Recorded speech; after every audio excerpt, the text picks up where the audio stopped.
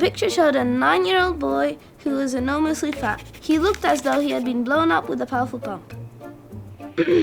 I have 8 coconuts, 8 monkey nuts, and 8 nutty little idiots like you. Aunt Sponge was terrifically fat and tremendously flabby at that. She was above all a most formidable female.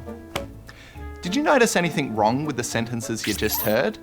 Well, they are just some of the phrases from a bunch of Roald Dahl's most famous works that are getting a literary makeover.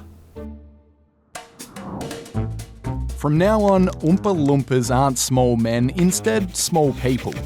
Augustus Gloop is simply enormous, and Mrs. Twit isn't ugly and beastly, she's merely just beastly. So here's the sitch. Puffin Books, the publisher of Roald Dahl's work, hired people called sensitivity readers to, well, read through the books and mark out any words or phrases that they deemed offensive by today's standards. Should it really be a chocolate factory? That doesn't promote healthy eating. Michelle isn't one of them, but you get the idea. The Roald Dahl Story Company, who own the works, say they wanted to ensure that Dahl's wonderful stories and characters continue to be enjoyed by all children today, and said it's actually pretty normal to review the language used in old books when publishing new prints. Well, they've cut the word ugly. The changes have caused quite a stir. Some people have agreed with them, saying they better reflect who we are today. Others, not so much. Famous authors said it was absurd censorship, or they were alarmed by the changes. And even the UK Prime Minister Rishi Sunak said we shouldn't gobblefunk around with words. Gobblefunk is a word made up by Roald Dahl. This certainly isn't the first time children's books written decades ago have been changed. In 2021, 6 books from Dr. Seuss were pulled from publication because they portrayed racial stereotypes. While Enid Blyton's Dame Slap, a teacher who would hit kids, has been modernised to Dame Snap, a teacher who only shouts.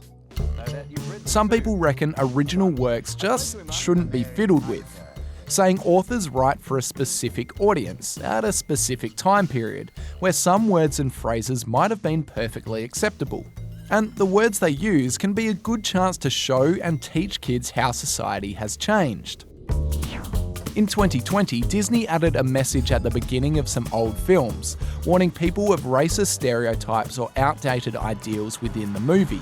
And some think we could do the same for books. Experts say that children's literature does a whole lot to shape the minds of kids by presenting particular social and cultural values as completely normal and natural. After the backlash, the publishers have now decided to release a collection of Roald Dahl's books with the original text, calling it a classics collection. So, what do you guys think about changing the words? They're actually pretty good, because if children read the books, they will use the words to other people.